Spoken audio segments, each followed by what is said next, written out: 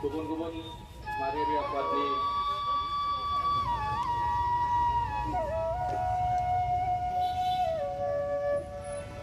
दुखर বিষয় যি ঘটনায় ঘটিব নালাগে এই ঘটনায় বাৰে বাৰে সংঘটিত হৈ আছে। যোৱা 3 মে তাৰিখে গোৱালপাৰা জিলাৰ ভাল্লাপাৰা গাঁৱত দুজনী জনজাতি সম্প্ৰদায়ৰ ছোৱালী মাইনৰ ছোৱালী তেখেতসকলে বৈশাখ ৰংজালী বৈশাখ উদযাপনত উপস্থিত হৈ পেলাই তেখেতসকলে যেতিয়া ঘৰলৈ উভতি গৈছিলে ঘৰলৈ উভতি যোৱাৰ টাইমতে গোৱালপাৰা জিলাৰ ভাল্লাপাৰা গাঁৱত 3জন পাখণ্ড ধন আলী তালুকদাৰ বাহাৰ আলী আৰু ৰহমান আলী তেওঁলোকে দলবদ্ধভাৱে দুজনী মাইনৰ ছোৱালীক ধৰ্ষণ কৰিলে।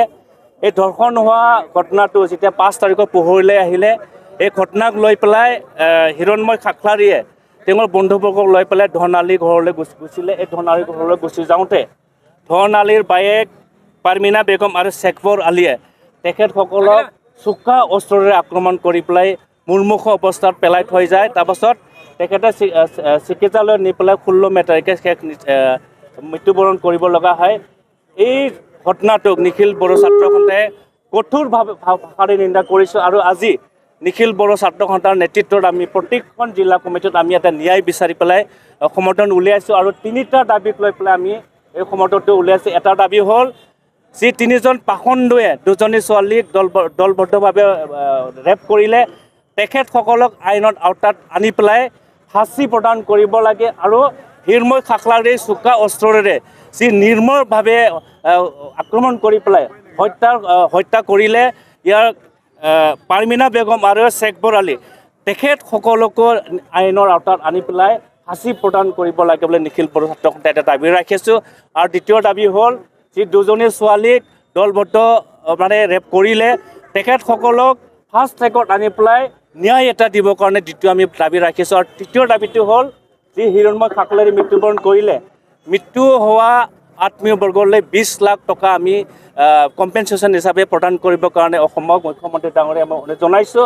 আৰু যি দুজনী ছোৱালী মাইনৰ ছোৱালীক ৰেপ কৰিলে তেখেতসকলকো আমি 5 লাখকৈ প্ৰতিগৰাকী 5 লাখ টকা কম্পেনচেশ্যন দিবৰ কাৰণে আমি জনাইছোঁ। আৰু নিখিল বড়ো ছাত্ৰ সন্থাই যেতিয়ালৈকে এই ঘটনা জড়িতসকলক কঠোৰ শাস্তি নিদিয়ে আৰু এই যিটো সংগঠিত কৰিলে ইয়াক কোনো ন্যায় নাপায় তেতিয়ালৈকে নিখিল বড়ো ছাত্ৰ সন্থাই আমি জংগীভাৱে আন্দোলন কৰি যাম। আৰু অহা 27 মে তাৰিখে নিখিল বড়ো ছাত্ৰ সন্থাই গোৱালপাৰা জিলাৰ দুধনৈত নিখিল বড়ো ছাত্ৰ সন্থাৰ নেতৃত্বত আমি অসমৰ বিভিন্ন জাতীয় সংগঠন লৈ পেলাই আমি এটা গণধৰ্ণা ল'ম আৰু অসমৰ মুখ্যমন্ত্ৰী ডাঙৰীয়াক আমি অনুৰোধ জনাম এই ঘটনাই যেন এটা অসমৰ এটা অন্তিম ঘটনা হওক। ইয়াৰ দ্বাৰা যেন কোন হয় ধন আলী তালুকদাৰ যিজন ব্যক্তিয়ে আমি জনাত যোৱা বছৰো তেখেতে যেতিয়া ৰাজমেলা হৈছিলে এই একেটা ঘটনাকে তেখেতে সংগঠিত কৰিছিলে। তেখেতে কিন্তু আইনৰ খুৰুঙা লৈ পেলাই আকৌ তেখেতে উলিয়াই পেলাই আকৌ এবাৰ এই ঘটনাকে তেখেতে সংগঠিত কৰিলে।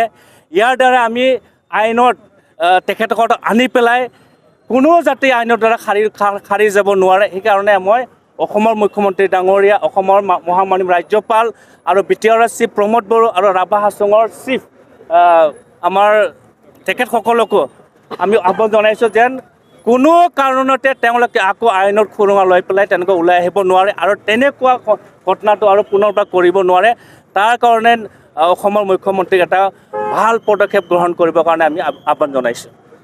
এটা ব্যক্তিয়ে এনেকুৱা ঘটনাক যদি পুনৰ কৰিব নোৱাৰে তাৰ কাৰণে অসমৰ মুখ্যমন্ত্ৰী ডাঙৰীয়া এটা কঠোৰ সিদ্ধান্ত গ্ৰহণ কৰিবৰ কাৰণে নিখিল বড়ো ছাত্ৰ সন্থাই আমি আহ্বান জনাইছোঁ। আৰু ইয়াৰ লগতে অসমৰ বিভিন্ন আমাৰ যিখন দল সংগঠন আছে যিখন বুদ্ধিজীৱীসকল আছে তেখেতসকলকো এই ঘটনাৰ লগত জড়িত যিসকল ব্যক্তি আছে তেখেতসকলৰ শাস্তি প্ৰদান কৰাত নিখিল বড়ো ছাত্ৰ সন্থাৰ লগত সহায় সহযোগিতা আগবঢ়াবৰ কাৰণে আমি অনুৰোধ জনাইছোঁ।